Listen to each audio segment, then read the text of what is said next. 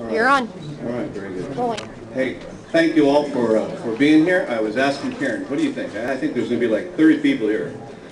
You know, after all of our vacancies and not being around, and you know, and so I'm really glad you brought them in, Oscar, because they're coming back. I had numerous people tell me how much they appreciated what Oscar did last week. So I appreciate that. Thank you for filling in. And when we have a teacher, I want you to know, most of the time it's because I call up on Thursday or Friday. You know, and I go, oh no, I'm going to be gone. I forgot. And think so, how good they'd be if they had them. I know. Think how good that lesson would have been had he had more time. I love what Oscar said. He goes, you know, I guess I need more pressure in my life. Well, I said, no, you don't have to do it. He says, no, this is the kind of thing I just need to do. Thanks a lot. That's great. You're awesome. I really appreciate it. And anyway, I appreciate the fact that there's people I can rely on. And I wanted y'all to know too that I've just been deluged with requests because we haven't really put anything up on YouTube, and I've been deluged like with 2 requests like from people asking how come you're not putting stuff up on for Barnabas Group anymore. And so I tell you, with that much, you know, demand, that's why I had to just do that this morning. So we're going, and so thank you, Home and Jenny, for those requests. Man, I tell you, but we're back. All right, here we are. It's a new year, and so you talked about the importance of sharing the gospel. What was your theme last week? It was in light of living today, you know, living now, not being a spectator in the Christian life. Okay, all right. And that includes that. Okay, not being a spectator in the Christian life. And you know something, here's one of the things I wanted to talk about today too. And that's not being a spectator in Barnabas Group either. All right, and so, you know, I was trying to think, what are the things that, what makes this group different? What makes us unique? In fact, I wanted to just deal with that at the beginning of 2011. It's our teacher. It's, no, not hardly. No, it's not. It's the group. It's the group, and it's our format, number one. Number 2, you can all say stuff. I mean, as much as I would desire that some of you didn't, you can, and in fact, you can bring stuff up. You can ask questions, and it's because remember that time we did that where we counted up the number of years of Christian experience we all had. I mean, it was over 1,000 years of Christian experience that we all had experienced, and so we don't want to leave that. We don't want to leave that incredible resource and just have it not be available to us all. And so I don't want to hog anything. And so, but here's what I wanted to talk about. Just put thinking hats on for a second, all right? And just consider a couple questions with me, please. Here we are in Barnabas Group. What do you think is going to happen in our group meetings here in 2011? What do you think is going to happen? We're going to become more involved. We'll be more involved, absolutely. What else is going to happen? What are you sure is going to happen in this class, in this group? Yes. We'll be more united. More united. That's got to happen. Richard? We're going to keep reviewing until I can remember. That's going to happen. Review is going to happen. Jim? Belief level will go up. Belief level will go up. I love that. I love that idea. The faith, that means faith will go up. Ready? We'll become closer together. We'll become closer.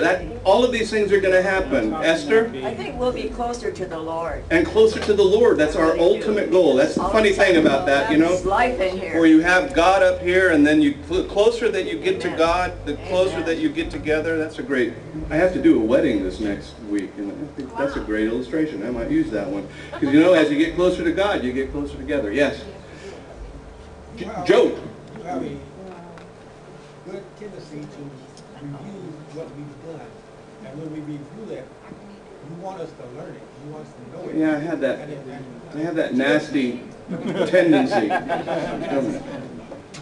get in a hurry and we just go from one to one. Well, that helps me too, because then I don't have to learn new material. I can just go back to old stuff, you know, and then nail you.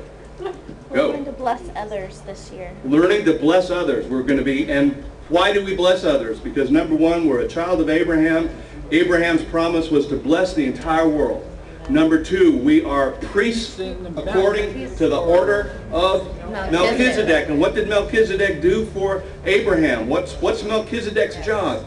bless. To bless, and we are a priest of that order, so we bless people, and so that means being ready. That means having things ready to hand out. That means having your derringers ready to go. That means having, those cards, blessed cards. That means you're ready for the bum on the street where you can hand them something. I keep trying to do that. I try to keep doing that. So those are the things that are going to happen in our group. Let me tell you a couple other things that are going to happen this year in our group. And this always happens to me at the beginning of a year because, I got that basket of stuff. That basket of stuff is just remarkable because I've spent a little bit of time in it. Let me show you this. I mean, this is incredible. This was a two DVD set called Alien Agenda. Did you pick this out, Esther? Oh my gosh.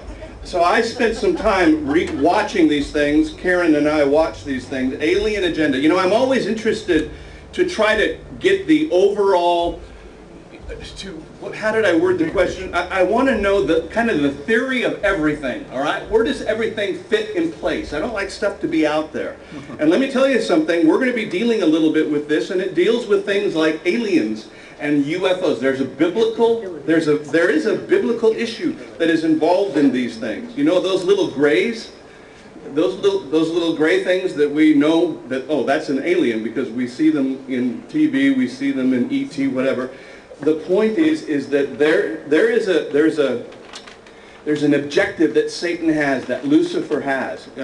I think of it in terms of chemtrails. I think of what's the purpose of that? Well, that's interesting. What's the purpose of our technology? Where is it going these days? And this thing talks about the fact that Jesus said, as it was in the days of Noah, so shall it be at the end. Well, what was it like in the days of Noah? There was one thing that characterized the days of Noah. Well, two things, really. Number one, violence throughout the land. Well, three things. Violence throughout the land. Everyone had been corrupted, and there were Nephilim on the earth. All right, that's an interesting thing. What are Nephilim? Well, this is an interesting idea because Jesus said, as it was in the days of Noah, so shall it be at the end. In other words, what if there was this incredible display of alien wonders that came down and people said, and then people actually said, hey, we did plant all these different religions. This was our idea. We wanted you to get to this point in your evolutionary process. And, and so we want to help you take the next step towards your evolutionary process. And by the way, that next step is your immortality. And so then the Antichrist is produced. And the Antichrist has been genetically mutated, has been genetically enhanced so that he's immortal, so that he doesn't die. And they want you to be that way, all right? And so how do you get to be like the Antichrist? You have to take his mark. You have to take his mark. And for the first time, Aisha, good to see you. All right, we can't talk about Aisha anymore. All right, so, okay, stop. This was an idea that came to me just a few days ago, which was that the mark of the beast might be a genetic marker. And so I looked that up. Then I did a Google on that, and I found there's all kinds of stuff written about that. I wasn't the first one to come up with it. And so the idea is there's something about that genetic marker that a little bit of time after you get the mark, grievous sores come out on your body. So what it sounds like is some kind of genetic experiment gone awry. But you know what? Because you are supposed to be genetically enhanced. Anybody who doesn't want to take the mark, got to get rid of them because they will pollute the genetic bloodline of the whole earth. Got to get rid of them. Well, I think that may be a reason then for why Christians are wiped out during that period of time. Think of it. It's just this. I mean, it's just we're not talking about it today. We're going into Job, but I just want to tell you these are the things that are coming up. We got another DVD on prophecy. Amazing claims of Bible prophecy. Thank you so much. Forbidden gates, and this is where it talks about, there's words that are coming out there that we don't talk about in church, but transhumanism. Ever heard of transhumanism? See, this is the idea of where we can now, by our genetic mutations, we can actually, in cloning, we can actually create humans that will live longer and be better, be smarter perhaps, than what they exist right now. It's all those science fiction things that are happening in the world right now, and of course, why would Christians study this stuff? Why wouldn't we just say, oh, well, UFOs don't exist?